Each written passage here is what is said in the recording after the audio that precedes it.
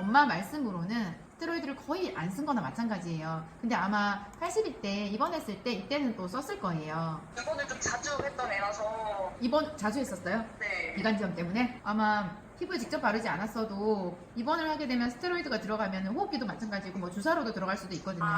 들어가게 됐을 때 그걸 자꾸 반복적으로 쓰다 보면 나중에 피부가 결국은 심해지는 경우들이 나타나요. 근데 제가 왜 아냐면 경험이죠.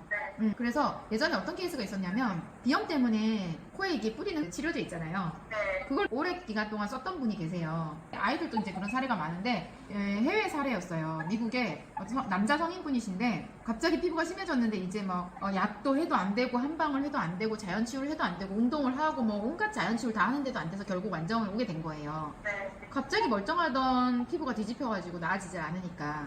근데 저는 이제 항상 상담을 할 때 원인을 찾거든요. 네. 근데 그 원인들이 거기서 나온 거죠.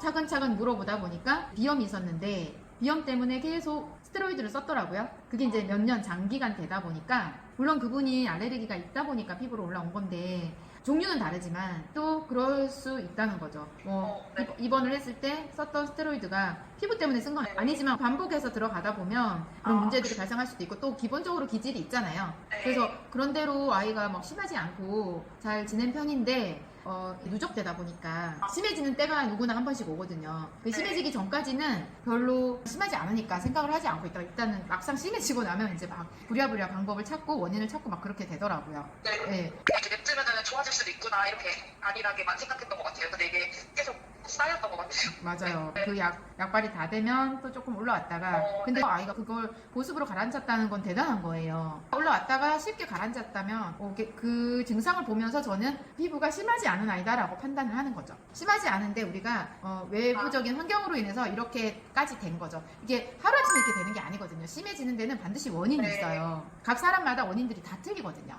그 안에는 스테로이드도 하나의 원인으로 살펴봐야 된다는 거예요. 네. 그리고 거의 그 원인이 직접적인 영향을 미치는 경우들이 많아요. 네, 저는 그런 사례들을 많이 접하고 봤기 때문에 그분들을 이제 추적 조사를 하잖아요. 상담을 하면서. 그러다 보니까 많은 분들이 겹치는 현상들이 나타나면서 아 이게 그거구나 라는 걸 깨닫게 된 거죠. 네, 입원을 제가 얼마나 많이 했는지 한번 볼게요. 제가 감기가 자주 걸립니까? 라는 질문이 있었을 텐데요. 네, 이제 감기 때문에 항생제도 많이 먹고 입원은 한 총 5번 정도? 그리고 뭐 장염 이런 것도 잘 걸리고요.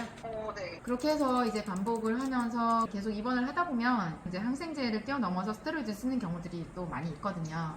네, 하여간 뭐 그거는 그거고 항생제를 많이 쓰게 되면 항생제의 도움을 받아서 회복을 했지만 사실 내 몸을 지키는 면역세포들, 백혈구 세포들이 그 바이러스나 세균을 잡아야 되는 거잖아요. 근데 항생제의 도움을 받아서 잡게 되면 결국은 근본적인 원인 해결이 안 됐기 때문에 또 쉽게 걸리는 거예요. 그래서 그 와중에 또 스테로이드까지 써버리고 하면서 지금의 결과가 왔던 것 같아요. 그리고 부모가 알레르기 기질이 있다 보니까 이제 유전적으로 받았지만 심한 정도는 내가 어떻게 관리를 하느냐 나의 건강 상태에 따라 달라지거든요. 네. 그래서 완전히 외적인 피부와 내적인 내면을 도와줘서 이 아이가 건강해지면 이런 문제들이 피부로 드러나지 않고 감기도 빈도가 약해지고 걸려도 빨리 지나가고 이런 현상들이 나타나게 돼요. 그래서 근본적인 원인 해결을 하는 방식의 차원에서 접근을 하는데 이 아이가 건강하고 튼튼해지면 그런 것들을 다 이겨내게 만드는 거예요. 가장 중요한 건 주식은 기본적으로 기본이 되어줘야 돼요. 주식에서 부족한 것들을 완정해서 채워줄 수 있어야 되는 거거든요. 그리고 장은 기본으로 잡아야 돼요. 그렇게 항생제를 입원만 5번이지 입원하지 않고 또 항생제 또 많이 먹었을 거 아니에요 지금까지. 장이 완전히 초토화돼 있어요. 유익균이 별로 없을 거예요. 그러면 장은 일단 우리가 먹은 음식들을 제대로 흡수도 못할 뿐더러 제 기능을 잘 못하는 거죠. 네, 건강하지 못하는 거죠. 흡수가 안 되니까 당연히 영양이 제대로 공급이 안 되고, 그죠? 그러면 면역력이 떨어지고 계속 악순환의 반복이 되는 거고, 항생제로 잡았지만 안 먹으면 또 금방 또 걸려버리고 이렇게 되는 거예요. 유산균을 혹시 추천해 주실 유산균이 있을까요? 유산균이라고 하기엔 좀 그런데 저희가 이제 미생물 영양제가 있어요. 근데 그게 아까 말씀드렸듯이 첨가물 같은 게 안 들어있다 보니까 좀 시큼한 맛이 나거든요. 맛이 좀 없긴 한데 이 손상된 유익균들은 회복되는데 시간도 되게 많이 걸리지만 균종이 늘어나기가 되게 어려워요. 그래서 1년 이상 꾸준히 먹이셔야 되거든요. 근데 시중에 있는 유산균 같은 경우에는 균종이 이렇게 국한되어 있어요, 종류들이. 예, 근데 저희 미생물에는 아토피에 도움되는 유익균들이 되게 많이 들어있거든요. 예, 그렇게 해서 이제 먹일 수가 있고요. 일단은 그것도 그거지만 기본적으로 면역력, 아이가 영양 회복 그런 것들을 많이 잡아주셔야 될 것 같아요. 그렇게 하다 보면 자연스럽게 피부도 호전이 되는데 피부도 피부 나름대로 이제 완전 관리 방법으로 좀 잡아줘야 되는 부분들이 있거든요. 네. 그렇게 해서 먹고 목욕하고 발라주고가 큰 테두리 안에서의 관리이긴 한데 네. 제가 말씀드렸죠. 기본이 주식이 중요하다. 인간의 몸은 자연 치유력에 힘이 있어요. 그래서 내가 스스로 내 면역세포 힘이 세지고 또 회복력이 빨라지고 재생력이 빨라져서 스스로 이것들을 다 바이러스가 들어와도 내 몸이 이겨내고 그렇게 되게 될 거거든요. 책 마저 읽어보시고요. 네. 남편분하고 상의하셔서 관리를 네. 해주시면 도움 될 것 같고 피부보다 오히려 이 아이는